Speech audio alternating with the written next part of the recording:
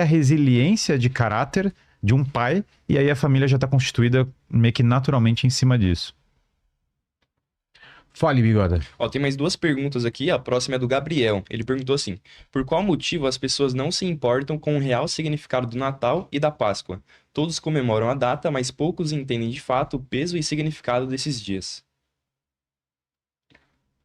Acho que a gente tá numa cultura secularizada, forçosamente secularizada, assim, E aí rolou um negócio chamado Revolução Francesa, tem um negócio chamado progressismo, tem um negócio chamado marxismo, a gente tem que entraria em 200 anos de tentativa de abolir o cristianismo da vida pública e social. Os últimos 200 anos políticos, eles foram para isso, né? E o resultado foi negativo.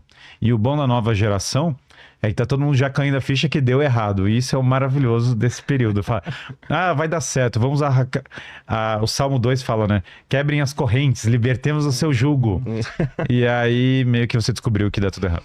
Que é tudo muito ruim, que, como disse um jovem da geração Z pra mim, se sua mãe tá na balada não é divertido. Esse negócio de libertação sexual era muito legal quando o cara achava que era você.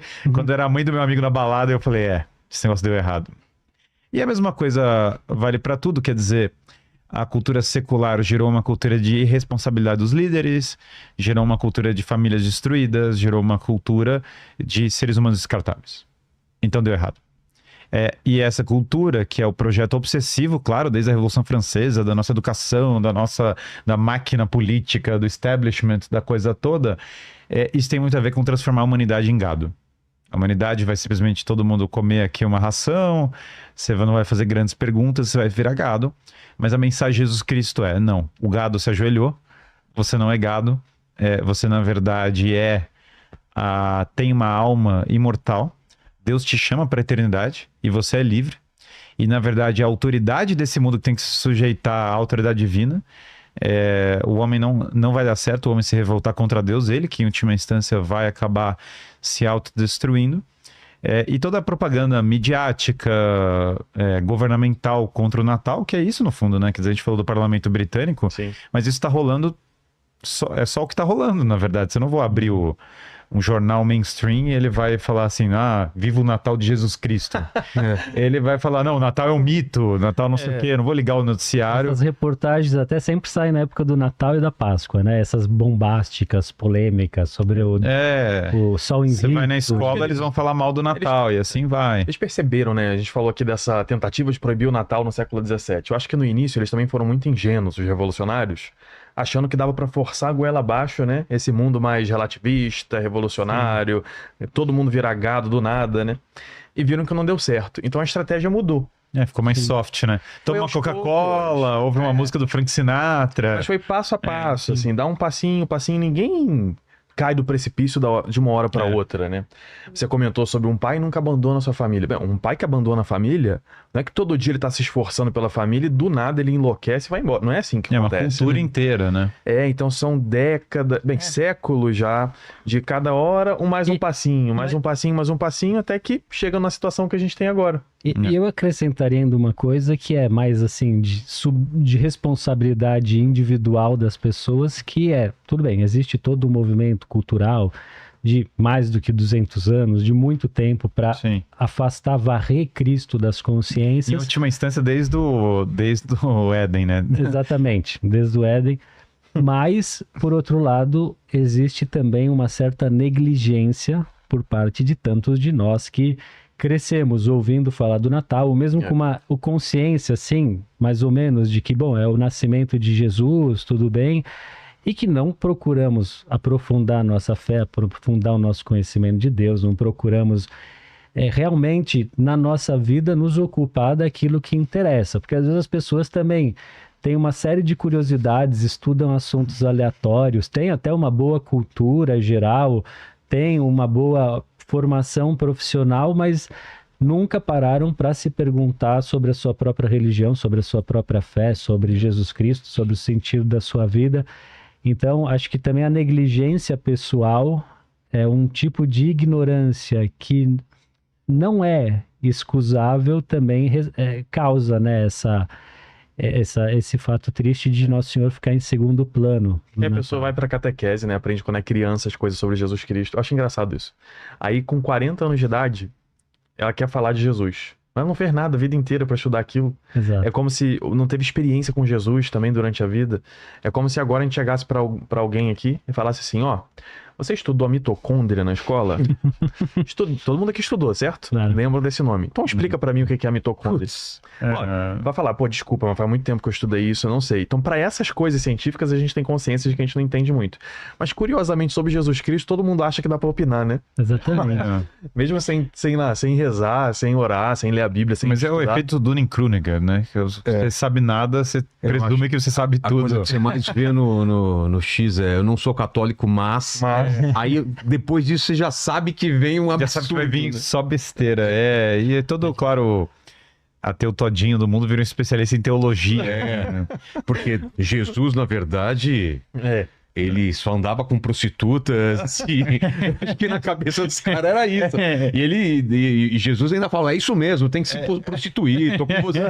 Os caras não entenderam Claro que nada. a da próxima Bíblia. pergunta era o que ele falou para as pessoas fazerem, né? Que era Exatamente. para se converter e largar a prostituição. tem Isso é muita idolatria. confusão. Né? Isso é idolatria. Por quê? Porque a pessoa faz uma imagem do que ela acha que é Jesus.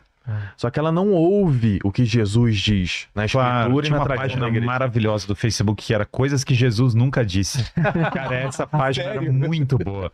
Era uma pérola do Facebook. Pra mim, ranqueava entre... Tinha uma página minhas favoritas também, que era uma página fake, que era Lula e Bolsonaro unidos pelo Brasil. Aí eu lembro do hate na página, era maravilhosa. E era falso, porque Claro. era obviamente trollagem, mas o povo caía. O povo ia lá, não, nunca. Nunca vou aceitar essa união. E aí tinha essa coisa que Jesus nunca disse... Que era incrível, porque era assim: esse é tipo o meu corpo e tipo o meu sangue. Vá lá e continue vivendo como você já vive. Aí tinha embaixo assim, coisas que Jesus nunca disse. E é óbvio, né? Porque você cria um Cristo falso, que é meio hippie, meio eu não acredito em nada, que é socialista, pra piorar, né? Aliás, quem é socialista literalmente é o Judas que fala venda pros pobres, né? verdade, e daí fala evangelho, é porque ele era ladrão. E Barrabás é revolucionário, porque Barrabás queria fazer uma revolução, literalmente queria fazer uma revolução, e é bandido. Então isso daí tem no evangelho, mas o que eu acho que é fascinante disso é, sim, você cria uma versão falsa do Cristo para não ter que mudar a sua própria vida. Essa versão, no entanto, ela não vai casar nem com a tradição da igreja, nem com uma leitura minimamente cuidadosa das Sagradas Escrituras. E aí você usa, e se aproveitando da baixa formação das pessoas, para falar, cristão, você não sabe, mas Jesus Cristo foi o primeiro socialista. E daí o cara já não conhece tanto, ele, nossa, é verdade, ele era um socialista. A diferença de Che Guevara e Jesus Cristo é bastante ampla, né? Envolve coisas como banho, como não exterminar pessoas na rua e como não destruir países, né? E obviamente aqui você não pode criar uma sátira de quem é Jesus Cristo e projetar a sua própria ideologia na sátira. E evidentemente mesmo todas as pessoas podem cair nesse erro, aí vem a importância da tradição da igreja. Não é o que eu acho sobre Jesus Cristo, é o que tantos séculos e pessoas sábias foram interpretando e lendo e trazendo como uma tradição. Eu não sou o dono Sim. da fé, senão sou alguém que aprende nela. Então essa pretensão acho que é muito própria da nossa ignorância, né? E o que a gente tem de provas de que Jesus andou pelo mundo? Que Jesus esteve aqui? Provas arqueológicas, provas Vamos pensar documentais, assim? Olha, eu acho que a gente falou hoje, por exemplo, da igreja de Belém, por exemplo. Isso já é uma prova, né, física de que tinha uma igreja ali no século IV que já foi construída por causa de um templo no século II, que foi feito ali para espantar os cristãos que estavam cultuando Nosso Senhor Jesus Cristo ali. Então acho que cada uma das igrejas, especialmente tem 4 igrejas antigas de Constantino que montou lá. Eu acho que já é uma espécie de prova, né? Você tem historiadores, né? Veja, eu diria assim, antes de tudo, a própria escritura. Quer dizer, os evangelhos, quer dizer, nenhum personagem da antiguidade você tem 4 pessoas diferentes em contextos diferentes. São Marcos lá em Roma, São Lucas em Antioquia, São João lá na Ásia Menor e por aí vai, que se propuseram a contar a vida daquela pessoa com testemunhos distintos, mas ao mesmo tempo que batem entre si, coesos, que embora tenha talvez uma ou outra divergência em detalhes absolutamente periféricos, mas você tem 4 testemunhas. Depois você tem todas as cartas do Novo Testamento que falam de Jesus Cristo, não diretamente, não contam a vida, mas se propõem a esclarecer a doutrina dessa pessoa que já esteve aqui, passou entre nós e vamos esclarecer. Depois você tem todo o testemunho dos padres apostólicos. Então, tipo, Que o conviveram com os apóstolos. Guilherme citou o São Policarpo. Então, bom, São Policarpo conviveu com São João e não sei o quê. Então, você tem testemunhas próximas. Santo Inácio de Antioquia. Inácio de Antioquia. Você tem testemunhas opostas, Você tem como judeus e romanos. Flávio falando. Josefo, o testemunho do Flávio Josefo, né, que dá conta ali de Jesus. Claro, ele não acreditava em Jesus, mas fala que Jesus foi crucificado, não sei o quê, tá? Então, assim, mas para mim, na minha opinião, só a escritura já basta, mas tem alguns testemunhos também extra-bíblicos e que dão conta dessa figura histórica. Acho que a questão E o texto bíblico, é importante falar isso, o texto medieval, isso só tem no texto bíblico. Em pouquíssimos textos, na verdade. A versão medieval que foi passada de pessoa em pessoa e copiada, ela casa letra a letra com os pergaminhos do Mar Morto e, portanto, com o texto antigo. Isso é surreal. Né? Não, veja, se você permite só entrando, você é especialista nesses assuntos aí, mas não existe nenhum texto da antiguidade, primeiro, que tenha a origem tão próxima quanto os seus manuscritos mais antigos. Então, os principais códices do Novo Testamento são inteiros, né? São do século IV, tem alguns manuscritos do tipo século I, II, os mais antigos fragmentos só.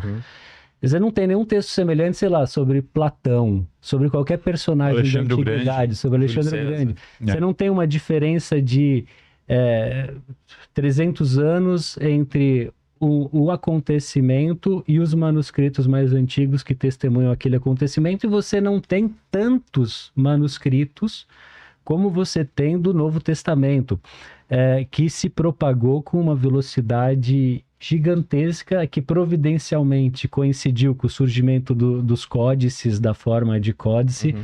Então é uma coisa assim que, do ponto de vista da atestação histórica, é incomparável com qualquer personagem da antiguidade. Agora, se daí a questão é crer nele, daí que ele existiu, é uma coisa que nunca foi posta em dúvida. Agora, crer é uma graça que a gente tem que pedir também a Deus, né, do Espírito Santo, e de se abrir para essa graça e querer essa graça, né? Às vezes as pessoas dizem assim, eu acho que eu tenho pouca fé, eu gostaria até de ter fé, padre. Então, a primeira questão é, mas você quer crer? Você tem que querer crer, você tem que se abrir para isso. Depois pede a fé para Deus, né? Porque a fé é um dom, Deus quer conceder a fé, porque Deus quer a salvação de todos os seus filhos, Deus quer os seus filhos unidos a Ele, com a sua consciência iluminada. Então, mas voltando, acho que é mais do que atestada a historicidade, né, de Cristo. O senhor comentou até essas pequenas divergências que tem entre os evangelhos. Tem uma que é uma prova de que o Evangelho de São Mateus, por exemplo, foi escrito antes do ano 70. Bem pertinho ali, Jesus nasceu mais ou menos em 2 a.C., né? Hoje já se discute se foi no ano 1 ou se foi 2 a.C., depende da conta que a gente faz. Então, morreu ali pelo ano 30 e pouco, né? Tem um evangelho, acho que é o de São Lucas, que diz que aos 30 ele começou a vida pública. Então, pouco tempo depois, no máximo 40 anos, a gente já tem o Evangelho de São Mateus. E qual que é esse detalhe? Todo mundo já ouviu falar nos saduceus. Mas os saduceus aparecem 3 vezes mais no Evangelho de São Mateus do que em todos os outros juntos. Sim. Por quê?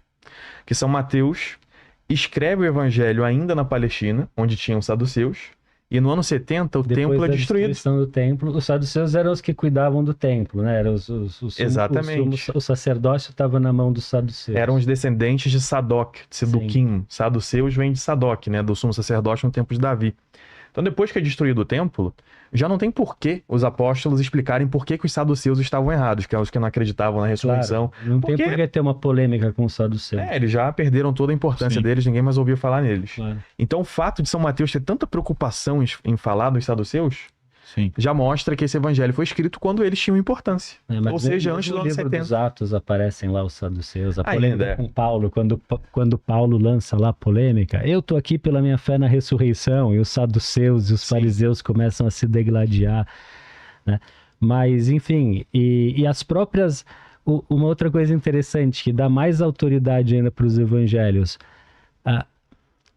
a própria maneira como os apóstolos são retratados nos evangelhos, né? Porque você diz assim, não, se fosse uma história inventada, eles iriam Se até retratar de uma maneira elogiosa, ainda né? mais, você pegar as histórias da antiguidade, quando descrevem grandes sagas, grandes personagens, etc., você não vai chegar e mostrar que Pedro, que era para confirmar os irmãos na fé, na primeira oportunidade, nega diante da criada do sumo sacerdote. Ou dizer que, sei lá, os próprios apóstolos viam Cristo ressuscitado e relutavam em acreditar que era ele. Então, a maneira como o evangelho mostra os defeitos, os próprios apóstolos ou os evangelistas, os que transmitiram, deixaram isso claro, acho que é um elemento a mais, assim, para corroborar, para comprovar. E eles morreram torturados para dar testemunho de uma coisa que fala dos defeitos deles. Exato. Olha que loucura, porque uma coisa ainda um cara falar assim, não, tem um relato falando, o Vilela fez uma coisa errada tal dia. Não, mas o Vilela perdeu a cabeça para falar que ele fez aquela coisa errada, tal era a importância do outro personagem, né, que tava na história, que era Jesus Cristo. Isso é muito fora do normal, é muito além. Você tem muito mais provas da ressurreição do que da vida de Alexandre. Mas ninguém está falando do Alexandre, não existe. Pois é, e tem provas recentes também de personagens que são descritos nos evangelhos, né? Pilatos, acho que Cesareia, né? Tem uma cadeira, né, no circo de Cesareia, circo onde os cavalos corriam, né? Tinha aquelas corridas de cavalos, tem um assento especial para Pilatos ali, né? Pois é. Escrito. E até esses personagens que aparecem no evangelho, né? O governador Quirino, por exemplo, que é o que faz o recenseamento. Tem fontes extra-bíblicas que falam de Quirino, e inclusive falam que ele fez um recenseamento. Então tem muitas fontes falando de todos eles ali. Um indício de outra natureza, mas o Papa Bento XVI chamava atenção para esse fato, que eu acho que é relevante. Quer dizer, os primeiros cristãos eram provenientes do judaísmo. Ponto. Os primeiros cristãos não eram judeus relapsos, eram judeus observantes e que, portanto, observavam, entre outras práticas, o sábado, a circuncisão, etc. O fato de, logo na primeira geração, o domingo ter se tornado o dia do Senhor, né? Jesus ressuscita no domingo, depois Jesus aparece no domingo, depois o Apocalipse de São João é uma revelação que se dá no domingo, enquanto eles estão cultuando o Senhor, no dia do Senhor, no domingo, é um indício, humanamente, né? Assim, é um indício de que, realmente eles acreditavam que aconteceu alguma coisa muito séria no domingo, porque seria impensável para um judeu daquela época deixar o sábado e passar a observar o domingo como dia do Senhor.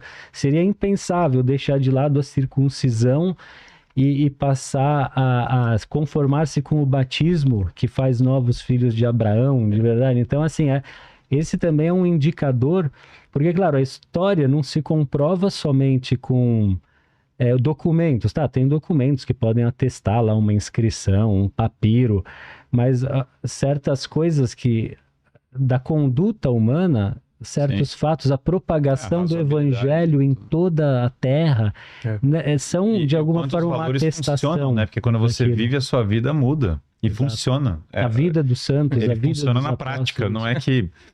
E tem um outro fator bastante relevante, claro que toda a nossa civilização vem do cristianismo, que a civilização, sei lá, a abolição da escravidão vem do cristianismo. Mas tiveram cristãos que fizeram a escravidão, sim, mas não começa com o cristianismo, mas acaba com o cristianismo. E você vai vendo tantos fatos que a nossa cultura, os japoneses ou indianos sacrificavam mulheres até a chegada dos europeus, então isso é influência cristã, o cessar dessa prática, né? Tem tantas coisas na nossa cultura que são cristãs, mas um ponto muito chave nessa história é que, perfeito, eles são judeus observantes que mudam tudo, mas há uma ausência total de interesse econômico-político para algo assim, porque eles estão comprando uma briga com os romanos, com o povo deles, com todo mundo. E é uma briga muito louca, porque pensa bem, ele é Deus.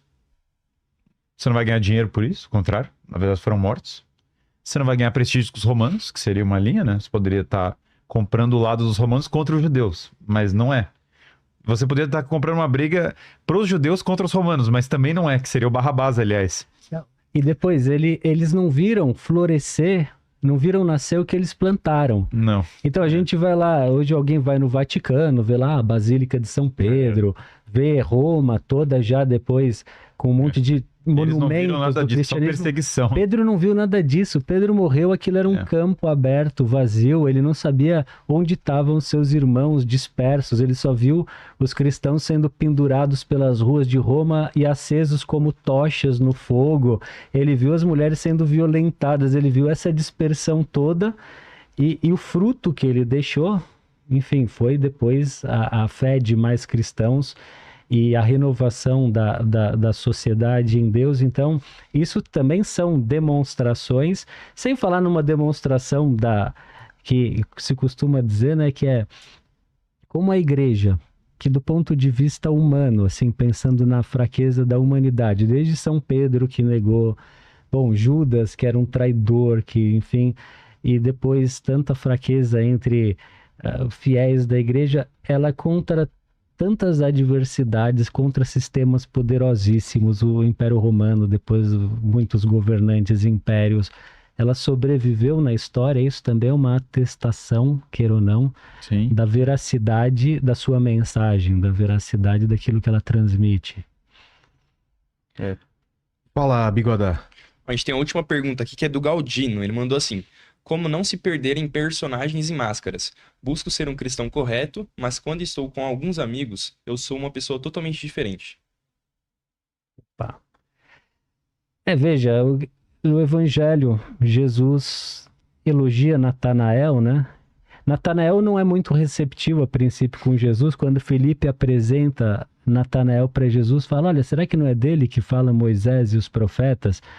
E Natanael é que diz aquela frase, né? Bom, mas de Nazaré pode vir alguma coisa boa. E Jesus elogia Natanael, quando vê Natanael, fala, olha, eis um verdadeiro israelita em quem não há dolo. Depois ele falou, uma tradução possível, em quem não há engano, ou em quem não há falsidade, ou duplicidade, né? É próprio do cristianismo o amor à verdade, né? Jesus é a verdade. João Batista morreu por amor à verdade, né? João Batista, a gente considera que ele é mártir. Ele não morreu por dizer, eis o Cordeiro de Deus, tira o pecado do mundo. Ele morreu por dizer para Herodes, olha, não é correto você viver com a mulher do seu irmão. Então o cristão tem que ter um amor à verdade, né?